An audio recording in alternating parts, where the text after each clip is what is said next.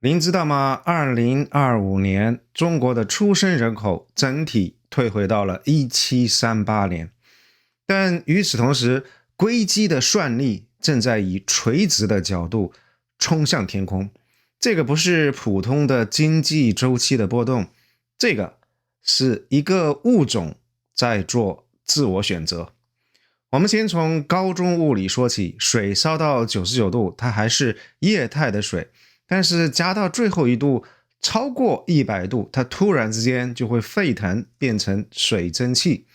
這個臨界點叫做相變，物質的形態、屬性、所有的規則，瞬間翻天覆地。而現在的人類非常像是就站在這樣的100度沸點之上，但這一次是兩條曲線同時相變。第一條線是紅色的，代表的是人類的生物繁衍的能力，碳基勞動力的供給。但是這條線現在正在做自由落體，掉的加速度讓人窒息。2025年中國出生人口792萬，可能您對這個數字沒有什麼感覺，對不对？讓我給您一個坐標，歷史學家他們曾經演算過，那這個數字直接相當於把我們送回到了公元1738年，也就是清朝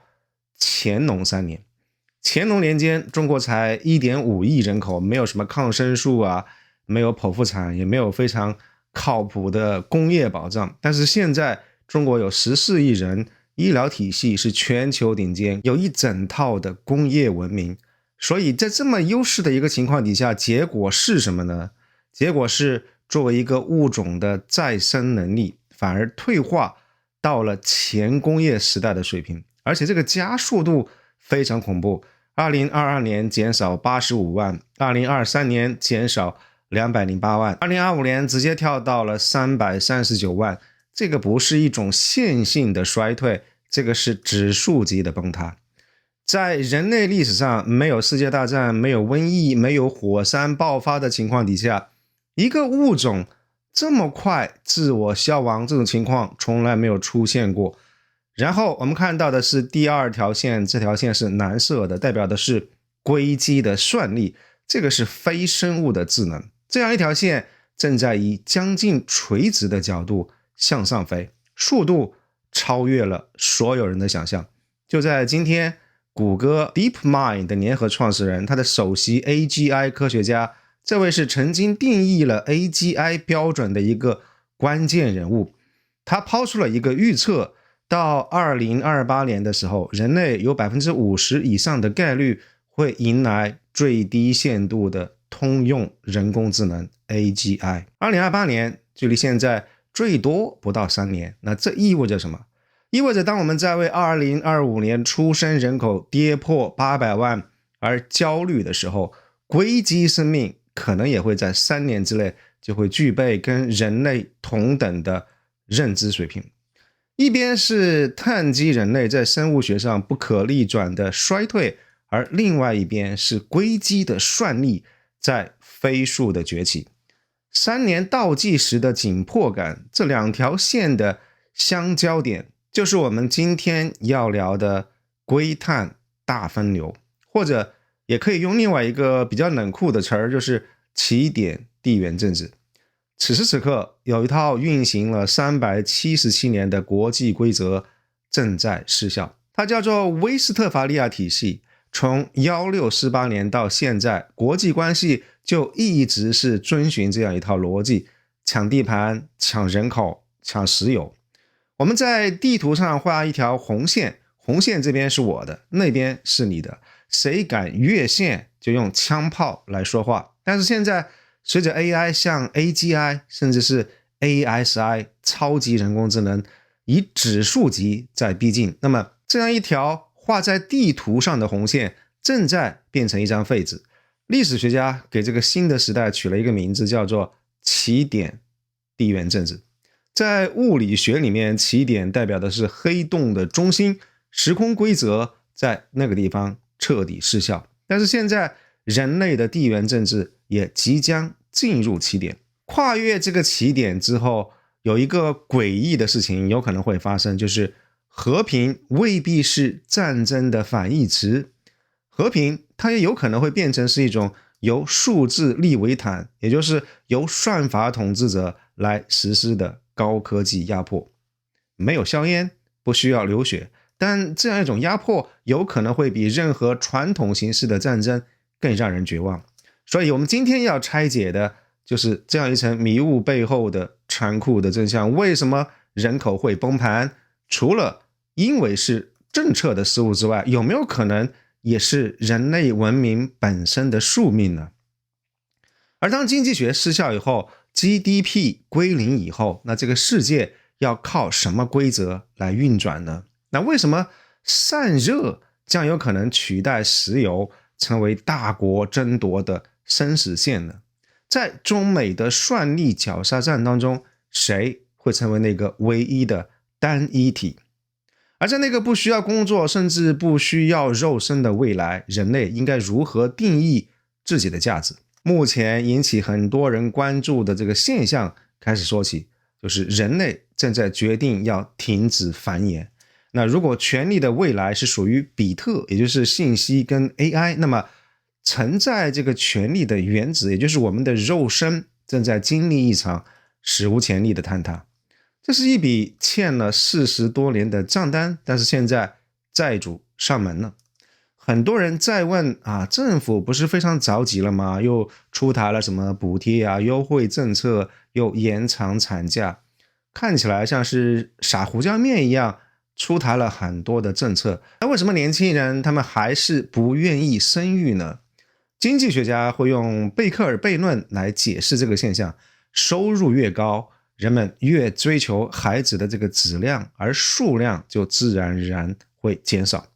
但這個解釋不了中國這樣斷崖式的下跌。我想這裡面藏着一個更深層次的死結，有一個社會學的概念叫做停滯的性別革命。什麼意思呢？40多年以來，中國女性在職場的進步確實是世界級的。中國女性的受教育程度、職場參與率是超過了很多歐洲國家。但是在家庭呢，做飯、洗衣、帶娃、輔導功課，所有這些隱形的勞動依然被默認是女性的天職。所以這個造就了一個詞兒，叫做母職懲罰。房價高企，教育內卷，雙職工是維持中國的這個中產階級生活的一個必要的配置。但是女性在職場有隱性的歧視，回到家還要面對喪偶式的育兒，既要在職場像男人一樣廝殺，然後又在家庭裡面要像傳統的主婦一樣奉獻。所以在雙重的這種壓力底下，不婚不育對於很多年輕女性來說，不再是情緒化的反抗，這個變成的是一個非常理性的生存策略，也就是一種止損的行為。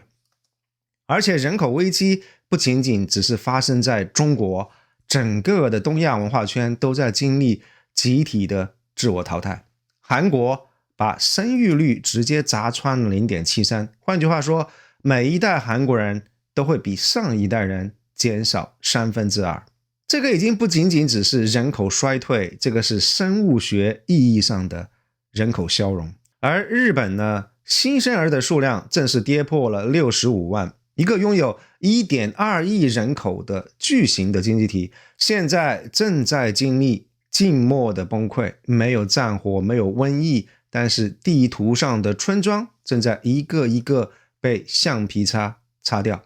2025年，日本全國的空置房的數量正式突破了1100萬套。我們可以想象一下，那個是1000多萬個曾經充滿了歡笑，如今卻只剩下了塵埃跟蜘蛛網的家庭。台灣地區生育率是常年徘徊在 0.85 的極低位，高昂的房價跟極致內卷的科技職場的文化，讓整整一代年輕人在追求小確幸的過程當中，在實際上選擇了自我絕育。那為什麼會這樣？這個涉及到了一個演化心理學的概念 R 或者是 K 選擇理論。在自然界，生物有2種活法， R2策略通常是例如昆蟲或者是魚類這些生物，它們的生存環境比較惡劣，然後死亡率比較高，所以它們要瘋狂的生育，然後靠數量來取勝。但是 K 策略，比如說大象或者是人類這樣一種，因為它們的環境相对穩定，而且競爭極其的激烈，所以要少生優生，把所有的資源砸在極少數後代身上。但是現在的東亞超級都市，比如說上海啊、東京啊、首爾啊，其實在本質上是模擬了一種比較極端的超 K 選擇的環境。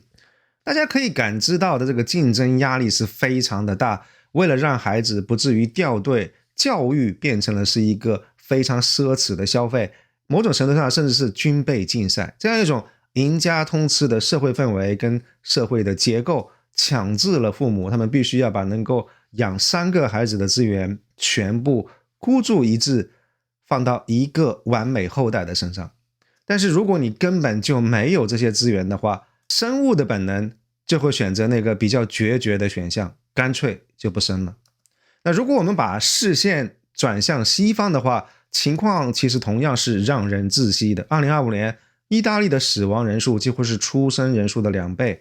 產房是非常安靜，學校關門的速度比新開的咖啡館還快，而風景如畫的小鎮為了不至於完全變成廢墟，他們只能掛出1歐元售賣的這個牌子來祈求關注。即便是曾經被視為發達國家當中人口結構最健康的美國，這個神話也已經破滅了。雖然是靠着源源不斷的移民維持着表面的正增長，但美國本土出生的這個生育率早就已經滑落低於 1.6。移民看似填充了勞動力的缺口，但是卻加劇了文化衝突。而本土中產階級，他們在通脹跟育兒成本的這個雙重擠壓底下，生育的意願已經降至了冰點。所有的這一切不禁讓人們想起那個非常著名的25號宇宙老鼠烏托邦的實驗。1960年，生態學家卡爾霍恩他把一群老鼠放在一個資源無限但是空間非常有限的籠子裡面，結果是什麼？當密度達到一個臨界點之後，雖然這些老鼠它們吃喝不愁，但是卻出現了非常可怕的行為上的沉淪。雄性變得極度的暴力或者是極度的自閉，但是雌性呢，徹底放棄了撫育後代的這個責任。最恐怖的是出現了那麼一群非常特殊的特別愛臭美的老鼠，它們不爭鬥，不求偶，不社交，每一天就只幹2件事情，吃飯跟梳理毛髮。它們每一個看起來都是那麼的光鮮亮麗，但是靈魂已經不在了。但是現在如果我們轉過身看看我們面臨的這個世界，擁擠的地鐵，物質豐富但是精神緊繃的年輕人，沉迷於美顏濾鏡跟社交媒體的自戀，日本的草食男跟中國的躺平一代，電子遊戲跟虛擬世界的零成本多巴胺，所有這些似曾相識的場景，是不是像极了在實驗室裡面超愛臭美的這樣一群鼠鼠們呢？我想這個不單單只是社會病，這個是工業化的文明進入超 K 選擇之後的生物學的必然。人類用高密度的城市跟極致的內捲，給自己開了一劑歷史上最強勁的避孕藥。中國的人口問題當然有獨生子女政策的歷史的慣性，但這個已經不再是某個國家或者是儒家文化圈的特例了，這個像是整個人類文明的絕育症。從首爾到米蘭，從東京到上海，越是經濟越發達，受教育程度越高，城市化的程度越高，在所有這些地方，人類越是拒絕繁衍。我們似乎正在集體遭遇一場生物學意義上的存在主義的危機。看起來似乎有那麼一點點矛盾，對不对？因為越是非常有錢、越來越發達的地方，反而越来越不願意生育。1738年的乾隆年間，人口面臨低谷，是因為生存的艱難，生產力太低了，活着已經竭盡全力。但是現在2025年的人口的崩盤，是因為生之無益，也就是說现代性的困境。在這一刻，其實我們人類正處於和平、富足，也是長壽的巔峰狀態。但結果呢？人類正在集體按下自我消亡的加速鍵。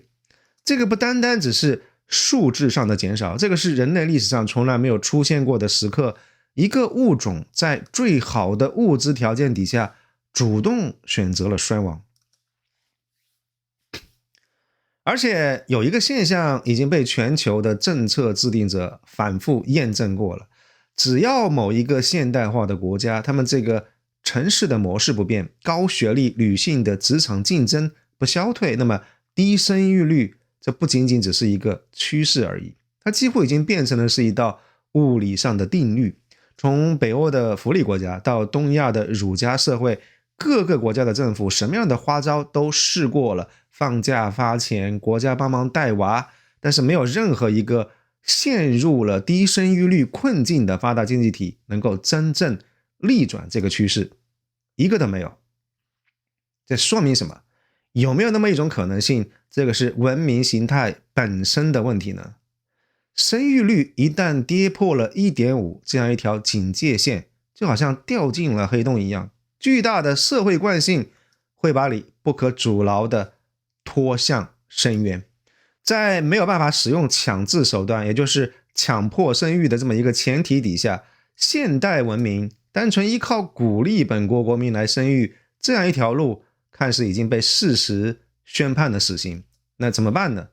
所有的目光就會聚焦在唯一的選項上，移民。但移民真的是解藥嗎？對於歐美國家來說，移民確實管用。在短期內，移民可以緩解勞動力短缺，可以起到即時止痛藥的作用。工人不夠了嘛，引進一批，生產可以繼續的賺。但從歷史的長周期來看，這個實際上是飲鴆止渴，這是一口毒酒。首先發生的是什麼？是文明的稀釋。歐美他們引進的往往是欠發達地區的人口，你的確是可以填補低端勞動力的缺口，但與此同時也引進了完全不同的價值觀、信仰跟生活方式的一群人。這個會導致社會的共識開始碎片化，我在之前的視頻當中曾經分析過。而更可怕的後果叫做熔爐的熄滅。曾經美國引以為傲的是大熔爐政策，新移民來了以後，他們學習英語，主動的融入，最後都是美國人。但是現在取而代之的是多元文化主義，新移民不再被鼓勵去主动融入这個主流社會跟社會的主流價值觀，反而被政治正確的話語激勵着他們去保留你自己獨特性，形成你自己的社區。結果是什麼？城市裡面一塊一塊地都是封閉的文化飛地，因為缺乏身份認同，變成是一個散落一地的部落。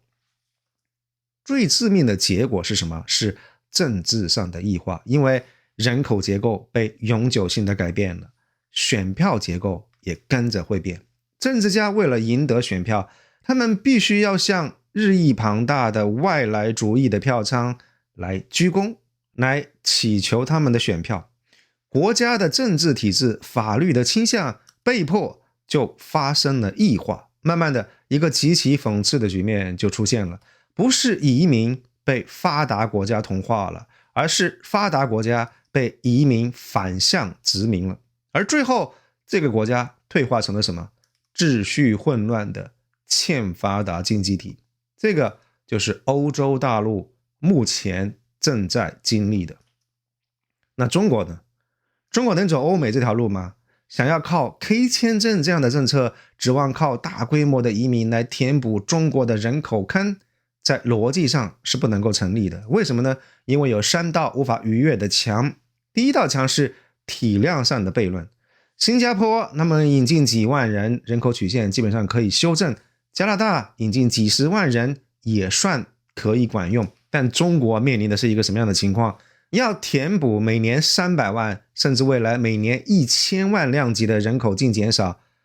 全地球沒有任何一個地方能夠提供如此大規模並且具備工業化素質的剩餘人口來填這個大坑。所以這個不是缺一點點水的問題，這是拿着一杯水，面對着整場大禍無能為力。第二堵牆是文化上的排異。東亞社會包括中日韓，他們具有極高的同質性跟排他性，這些都是非常典型的非移民社會。如果你要硬生生的引入數千萬非儒家文化圈的人口，比如說印度，很有可能最後的結果是不但沒辦法融合，反而會瞬間引發社會的撕裂，到時候的維穩成本會是一個天文數字。第三堵牆是吸引力的落差。我們不得不承認相比較歐美這樣的傳統移民國家，中國在市場化手段來吸引全球頂尖人才的這個能力上，客觀上就存在差距。你想要吸引最精英的這些人才，人家會權衡到底是去中國呢，還是去硅谷。所以這些也不是錢能夠完全解決的問題。所以移民政策對於歐美來說或許是一杯苦酒，但是他們不得不喝。而對於中國來說，這是一杯根本喝不到也喝不下的幻飲。那中國到底應該怎麼辦呢？當我們排除了鼓勵生育跟引進移民這兩個選項之後，邏輯就指向了唯一的一個方向：技術對沖。不靠人口增長，就只能依靠技術突破。中國只能走一條非常狹窄的路，以技術升級和內部消化為核心，也就是說，必須要依靠提升全要素的生產率，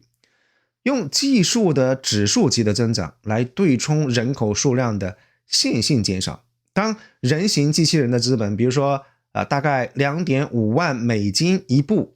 已經低於了一個發達國家最低工資工人的年薪的時候，並且人形机器人他們可以24小時運作的時候，在碳基文明的勞動力市場上將會發生根本性的替代效應。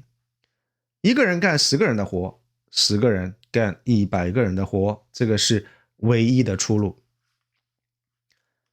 到這兒，我們需要換一個視角，我們可以把人類整體作為一個物種來看待。現在正在經歷的這樣一場人口大滅絕，你發現沒有？其實恰恰發生在我們即將要邁入 AI 與機器人時代的前夜。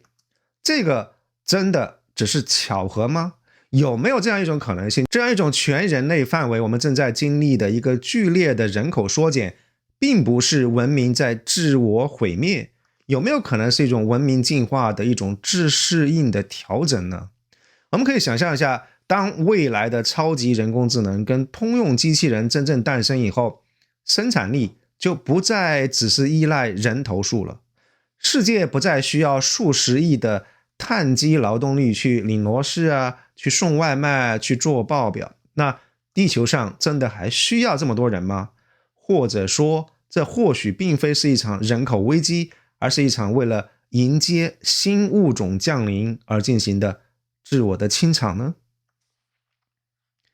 如果我們把自己的視角拉到一個極高的維度，用一個超級人工智能的非常冷酷的目光向下俯瞰這個星球，你會得到一個反直覺的結論：人口減少或許並非文明的衰敗，反而有可能是邁向更高形態的必經之路。回顧過去，在農業跟工業的時代，人口是什麼？是燃料，是耗材，因為需要海量的農民來種地，需要海量的工人在工廠領螺絲，需要海量的士兵來填這些戰壕。但是在 AI 時代呢，所有這些需求通通歸零。從超級人工智能的算法來看，維持80億碳基生物是一個極其低效的能量配置。我們可以設想一下，如果目標是維持人類文明火種，或者是最大化創新的湧現，那我們真的需要這麼多人嗎？一個由10億受過頂級教育、擁有極高創造力跟哲學思辨能力的超級人類組成的文明，他們產生的這些科技的突破跟藝術的爆發力，將會遠遠勝於80多億為了生計疲於奔命，但是是一些重複機械勞動的人。在後稀缺時代，超級 AI 他們只需要保留人類當中最精華的源代碼，也就是那些能夠定義價值、能夠提供情感的锚點、能夠創造意外靈感的這批人。所以從這個角度來看，人口從80億回落到相當於20世紀初的10多億，從超級人工智能的視角來看，其實未必是衰退，反而有可能是卸下了工業時代的沉重的包袱，讓文明回歸到更加精簡、更加智能的精英結構。而如果我們把目光投向更加深遠的太空，投向更加深遠的這個星辰大海的話，人口數量的意義或許會進一步的稀釋。人類一直在幻想坐着巨大的宇宙間航行的飛船，拖家帶口去殖民火星跟其他的星球。那你聽听這個計劃，就好像是背着幾袋大米去登月一樣。殘酷的物理定律會告訴我們，脆弱的、短壽的、極其耗能的肉身是星際旅行最大的拖累。我們背着70公斤的水跟蛋白質去對抗光年的距離跟強輻射，聽上去就不是很靠譜。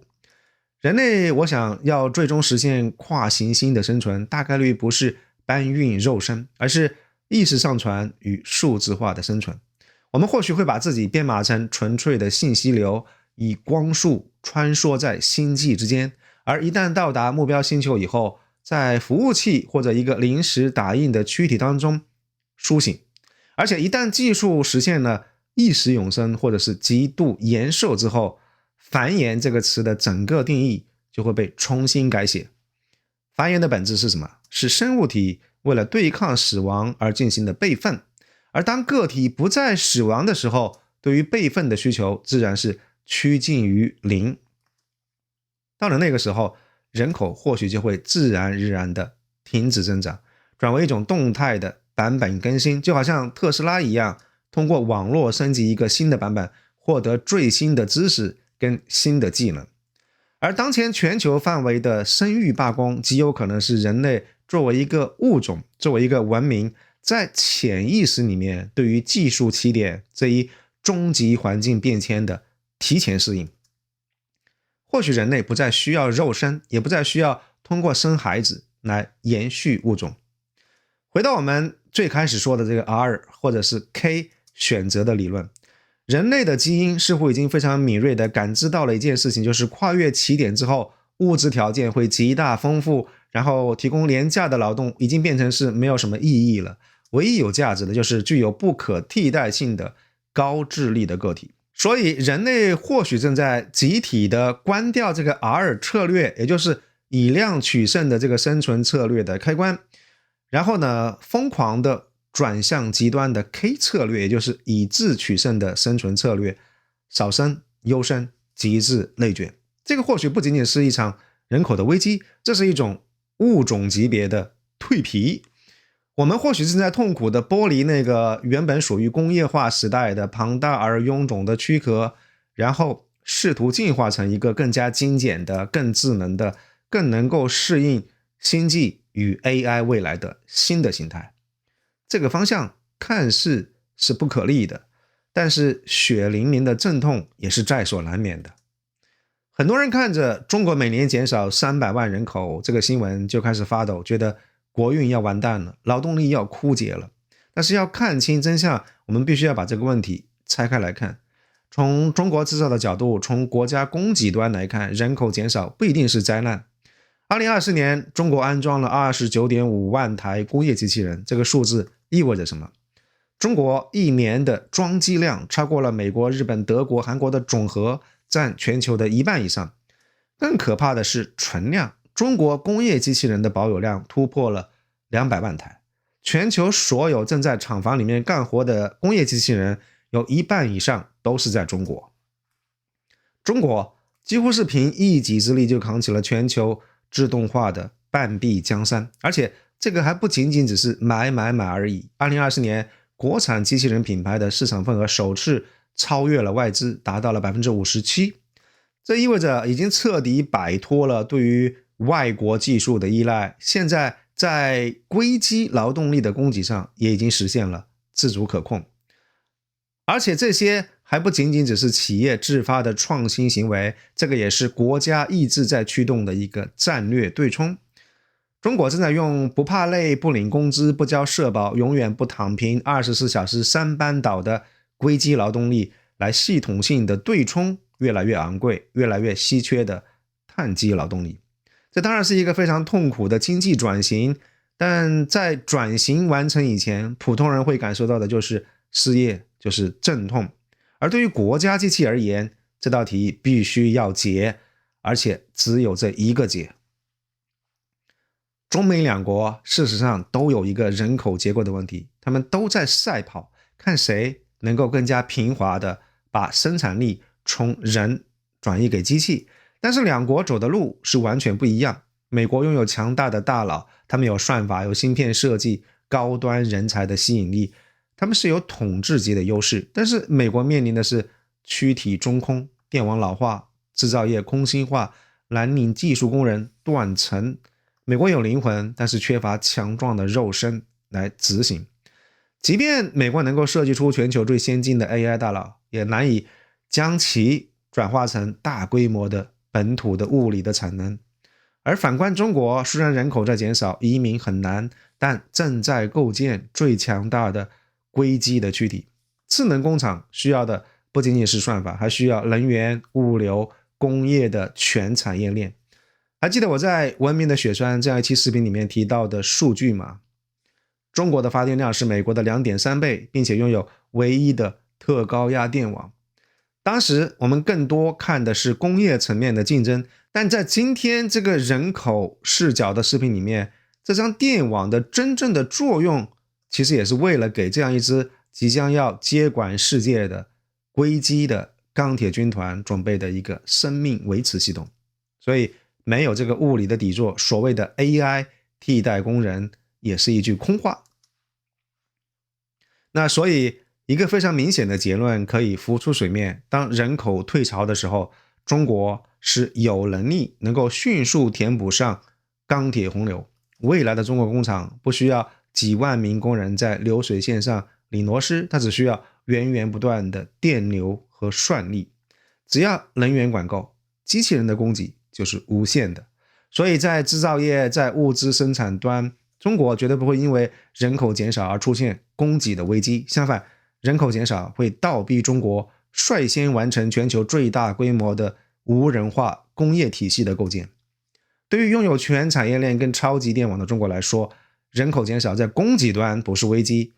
有可能是一個機會。終於有機會甩掉低端勞動力密集型的包袱，輕裝上陣。但是請大家且慢歡呼，雖然供給端用硅基可以解決了生產的問題，真正的問題不在於能不能造出東西。對於中國來說，真正的問題在於東西造出來之後到底賣給誰。機器人可以24小時不間斷地生產1億部的 iPhone， 但是機器人他們絕對不會掏錢買一部手機，他們更不會為了讓孩子上學去主動背負30年的房貸去買學區房。這意味着什麼？意味着過去幾百年支撐着人類經濟的生產消費的閉環斷掉了。在硅基勞动力的崛起面前，碳基勞動力正在經歷一場史無前例的貶值。不僅僅只是流水線上的藍領會失業，初級的代碼、平面設計、數據分析，所有這些白領的工作也會被 AI 和機器人夷為平地。尤瓦尔·哈拉利曾經預言過无用階級的誕生。在一個由算法主導的社會裡面，14億人口，那8億人口在經濟鏈條當中沒有辦法創造出比機器人更高的邊際價值，所以這些人會從被剝削者淪為更加悲慘的無關緊要的人。而這樣一種勞動力的貶值傳導到資產端，將會讓我們經歷非常痛苦的通縮螺旋。中國現在的經濟痛苦本質上是什麼？是舊的模式在崩塌，而新的模式還沒有建立起來的一個真空期。我們以房地產為例，過去30年，中國所有的房價都是基於14億人口並且不斷增長的未來需求來定價的，這是一種增長溢價。但是現在這個錨點被拔掉了，當未來的人口注定縮減， AI 使建築成本大幅度降低的時候，房地產必然會經歷一場非常慘烈的價值重估。這個不是簡單的價格回調，而是底層邏輯被徹底抽離了。未來有可能不是會為日益增長的人口蓋樓，而是為存量人口來提供服務。所以經濟崩盤論背後的這個真實邏輯就在這個地方，不是生產力不行了，而是舊的打工賺錢買房的經濟循環死機了。如果我們把這個時鐘拨快一點，直接去到2040年代的話，跨越起點之後，我們將會面臨一個更加瘋狂的世界，經濟學有可能死亡了。有2項歷史性的技術突破將會徹底改寫人類歷史。第一個是可控核聚變或者是太空發電等等這種突破性的能源革命，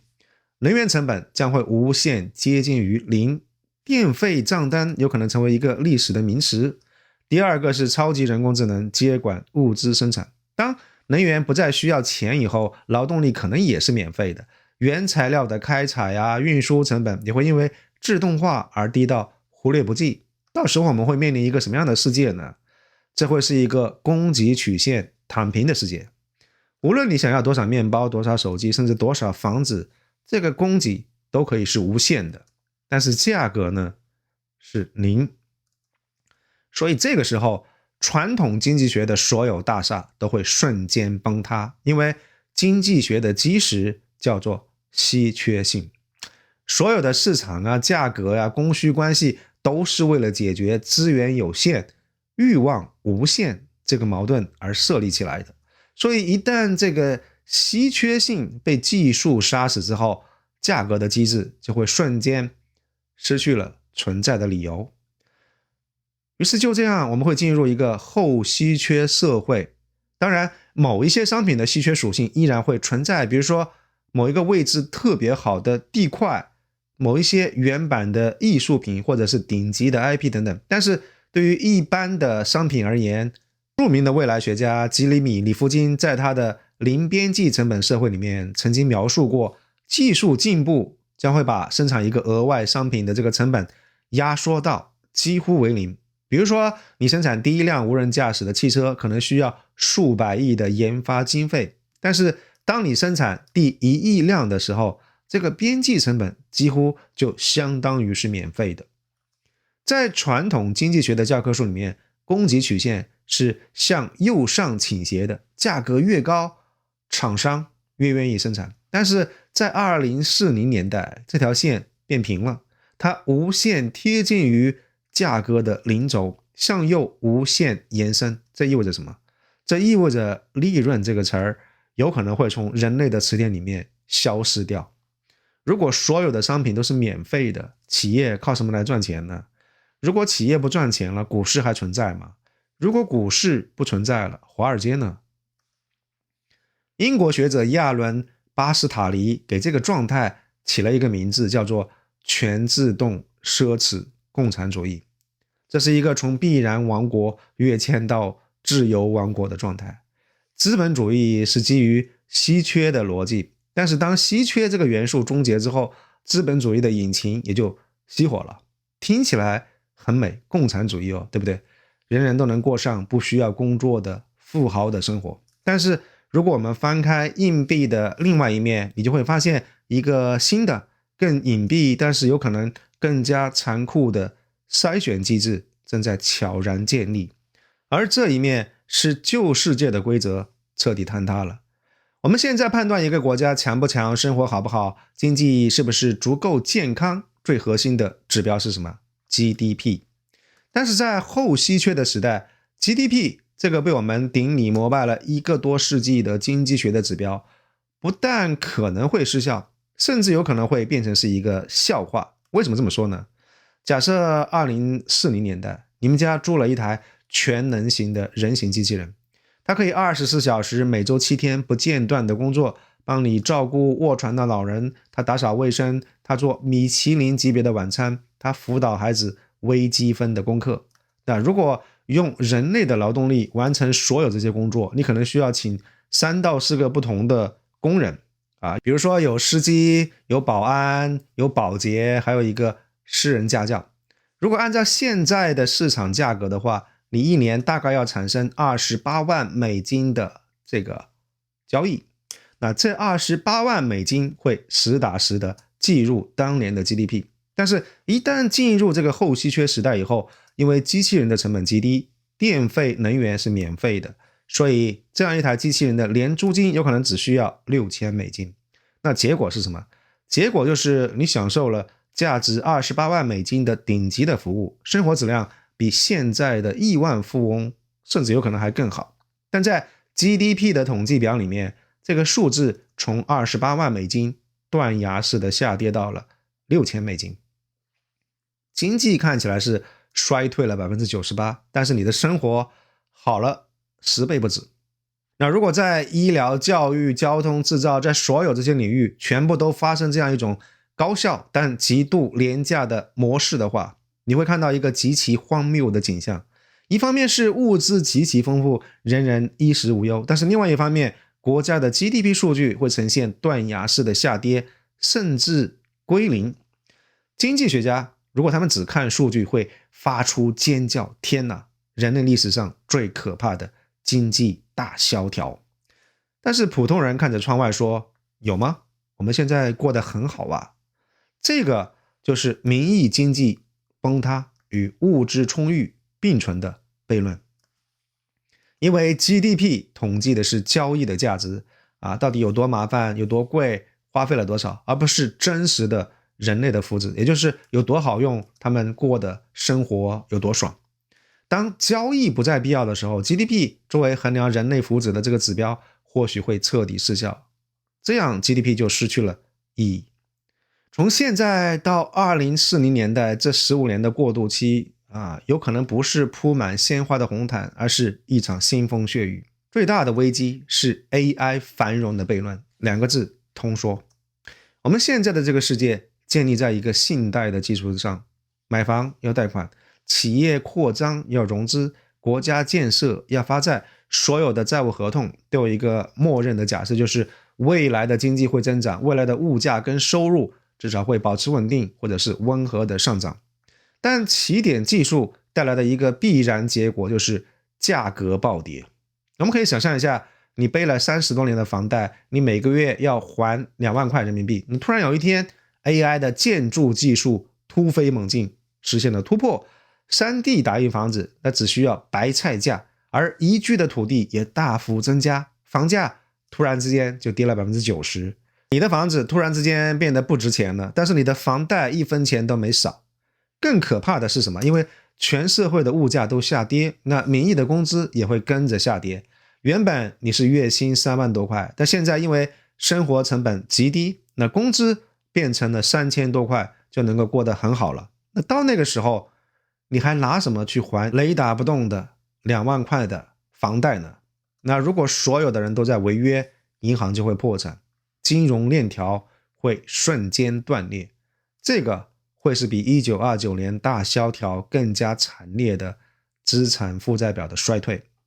雖然這個社會的實體財富在增加，因為房子更多了嘛，但賬面的財富在蒸發，社會會瞬間陷入破產潮。